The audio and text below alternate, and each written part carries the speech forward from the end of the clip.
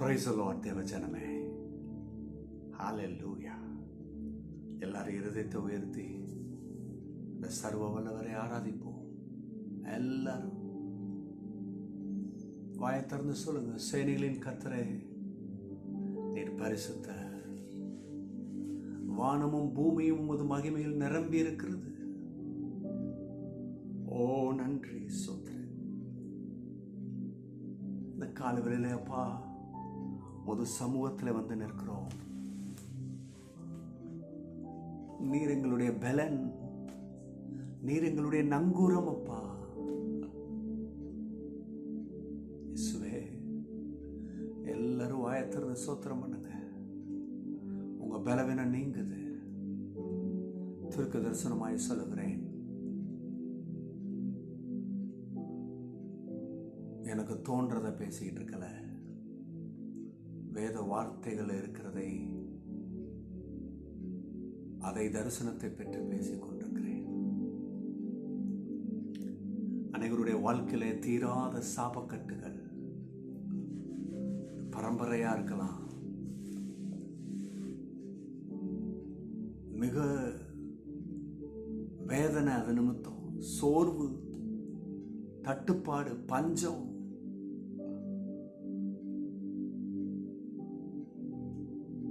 அது நிமித்தம் மனதில் சமாதானமே இல்லை, நிம்மதி இல்லை.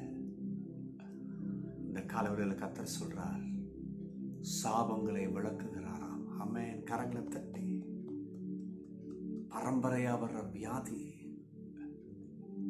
நீண்ட நாள் இருக்கிற தரித்திரங்கள், தீமையான எண்ணங்கள், இயேசு நாமத்திலே அமேன். ஷல்லா பரம நுகதஸ். வேசித்தனத்தின் ஆவிகள் இயேசுவின் நாமத்திலே நீங்கட்டும்.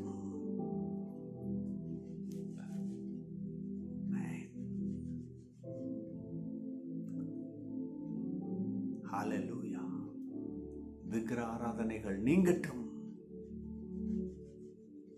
கர்த்தர் உங்களை பத்தி தான் சொல்றாரு. உங்க மேல இருக்கிற சாபத்தை நீக்குகிறார். அதுக்கு பதிலா ஆனந்த தைலத்தின் அபிஷேகத்தை ஊற்றுகிறார். வியாதி, பிரச்சனை, தீராத பிரச்சனை. ஓ தேங்க்யூ ஜீசஸ். ஆமென். அநேகர் மேல தேவனுடைய கரம் இருக்கிறதை பார்க்கிறேன். பார்க்க முடியாத ஒரு ஒளிக்குள்ளே அவர் இருக்கிறார். அங்கே இருந்து அவருடைய பிரசன்னத்திலே அவருடைய பிள்ளைகளாகிய நம்மை ஒவ்வொருவரையும் நிரப்பிக் கொண்டிருக்கிறார். ஓ தேங்க்யூ லார்ட். ஒரு பெரிய, மிகப்பெரிய ஒரு பால் போல, ஒரு பந்தை போல அந்த சாபங்கள் உருண்டு ஓடுகிறது. ஆமென். விடுதலை. உங்களை எதெல்லாம் ஆண்டு கொண்டிருந்துச்சோ, எதெல்லாம் உங்களை ஆட்டி படைச்சதோ, உங்களுக்கு தெரியும், உபத்திரமும் அந்த சாபத்தை நீக்குகிறார். ஆமென். ஹalleluya. கர்த்தர் உங்களை தொடர்ந்து வெற்றி சிறக்க பண்ணுவார். ஆமென், ஆமென். வெற்றி சிறக்க பண்ணுகிற கர்த்தர். எத்தனை பேர் நம்புறீங்க? நம்முடைய கர்த்தர் வெற்றி சிறக்க பண்ணுகிறவர். ஹalleluya. ஆமென், ஆமென். உபாகமம் 23ஆம் அதிகாரம் 5ஆம் வசனத்தை தான் நம்ம இன்னைக்கு பார்க்க போறோம். உபாகமம் 23:5. டியூட்ரானமி சாப்டர் 23 verse 5 என்ன சொல்லுது? உன் தேவனாய கர்த்தர் எல்லா சாபத்தையும் உனக்கு ஆசீர்வாதமாக மாற்றுவார்.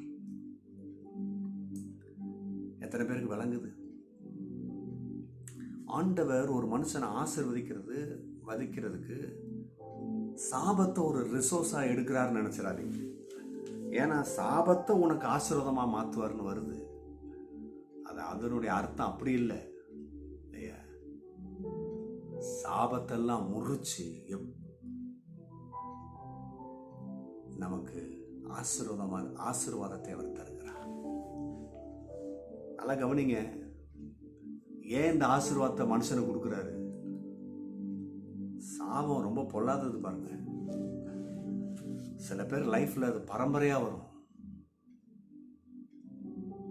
பாருங்க. இந்த பிள்ளைங்க படிக்கிற விஷயம் கூட அது ஒரு விதமான பாண்டேஜ் தான் பாருங்க. படிக்க முடியல, புரிஞ்சு கொள்ள முடியல, மெமரி கெப்பாசிட்டி ஜாஸ்தி இல்லை, மறந்துடுது. ஏன் இல்லையா? இது ஒரு டைப் ஆஃப் பாண்டேஜ். இதில் இருந்து கர்த்தர் விடுதலை ஆக்குறாரு. நிறைய பேர் இதை எண்றதில்லை. இது போல சில பேருக்கு பிரச்சனை, சரீரத்தில் பிரச்சனை. சில பேருக்கு பாருங்க பாவ பழக்கத்தை விட முடியாது. ஏன்னா அது அந்த சாப பழக்கம், சாபம் தொடர்ந்து வந்து கொண்டிருக்கு. நிறைய பேர் சொல்லலாம், இதுக்கு வழியே இல்லையா, வாழ முடியாதா, சுகம் கிடைக்காதா, வெற்றி கிடைக்காதா, எனக்கு வேணுமே, நான் ரட்சிக்கப்படணுமே. பிரியமானவர்களே, நீங்க விரும்புறதுக்கு முன்னாடியே கர்த்தர் விரும்புகிறார் உங்களுக்கும் எனக்கும் அவருடைய ஆசீர்வாதத்தை தரணும். அதனாலதான் அந்த வசனம் வருது. எல்லா சாபத்தையும், எவ்வளோ சாபம் இருக்கலாம், பரம்பரையா தொடர்ந்து வந்து குமிஞ்சு ஒரு மலை போல அந்த சாபக்கட்டுகள் இருக்கலாம், அதை எல்லாவற்றையும் நீக்கி அவர் நம்மளை ஆசீர்வதிக்கிறார், நமக்கு ஆசீர்வாதமா மாற்றார். அது எவ்வளோ கோடி கணக்கில் இருக்கலாம் அந்த சாபம், அத்தனையும் அந்த சாபத்தின் வல்லமையை முறிச்செடுத்து, எப்படி மலை போல உங்களை தடுத்து நிறுத்திட்டு இருந்ததோ, இப்போ அது ஆசீர்வாதம் மலை போல உங்கள் முன்பதாக இருக்கிறதை நீங்கள் பார்க்க முடியும். உங்க வாழ்க்கை ஆசீர்வாத மலையாக இருக்கும். கண்டிப்பாக கர்த்தர் செய்வார்.